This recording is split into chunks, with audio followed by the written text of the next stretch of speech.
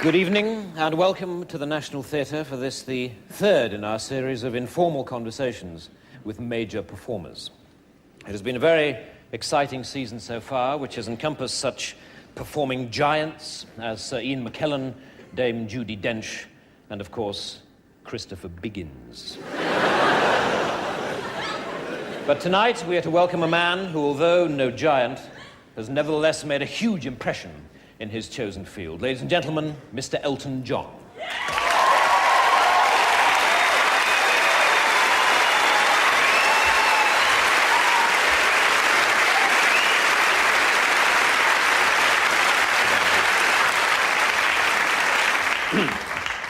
Elton, do you mind if I call you Elton? No, it's fine. Good. Well, Elton.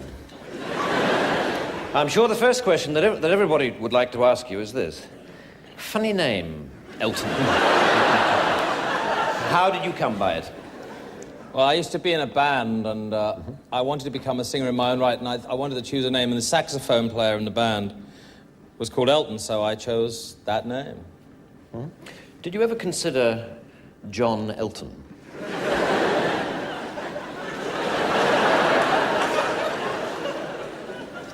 No.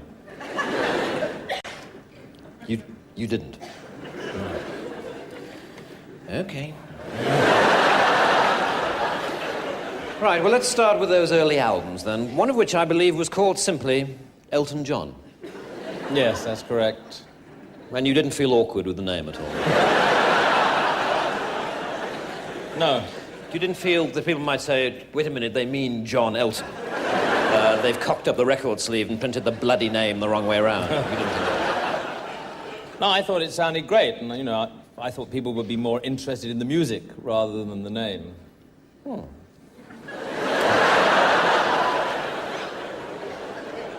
Now, to the songs themselves, many of the lyrics were, of course, written by Bernie Taupin. Yes, that's right. Yes. Well, I'd like to talk about Bernie for a while, since obviously he's been an enormous influence on your career. Yes, he has, yes. Tell me, did you ever discuss changing his name? Because presumably Taupin Bernie would have been more consistent with your Elton John.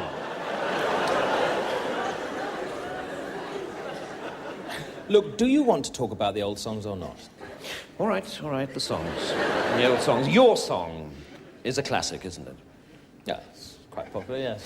Well, there is a verse in that song in which, talking about the eyes of the person that the song is about, you sing, "Excuse me for asking, these things I do. You see, I've forgotten if they're green or they're blue." Yes. What I'd like to know is this. Is it this sort of chronic forgetfulness that led you to forget that Elton is not, in fact, a Christian name at all? It is a surname. And not a very attractive one at that.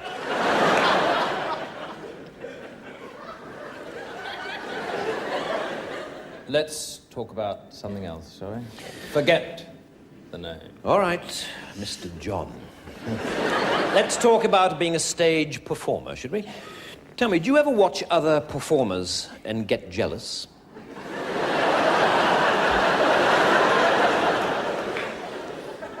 I'm not sure I follow you there. I mean, jealous of what? Well, for instance, Ben Elton.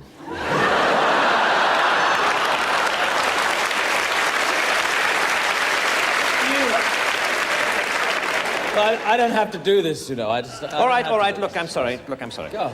All right.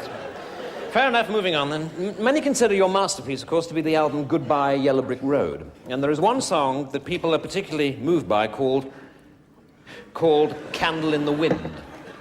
Yes, a lot of people seem to like that song. Now, this song is in fact dedicated to Norma Jean Baker, who, of course, changed her name to Monroe Marilyn.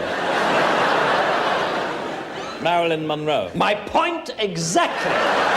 Marilyn is a Christian name, so it comes first. Can't you see that? Are you word blind or something? I mean, it's...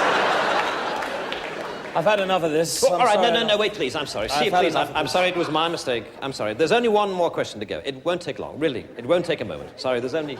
I am... Please, sit down. One final question. You've obviously achieved enormous success over the years, But in fact, you didn't have a solo British #1 until this year, with a song called Sacrifice. Now, my big question is this. Surely you wouldn't have had to wait so long for a #1 if it hadn't been for your stupid, pointless, bloody name! Bang!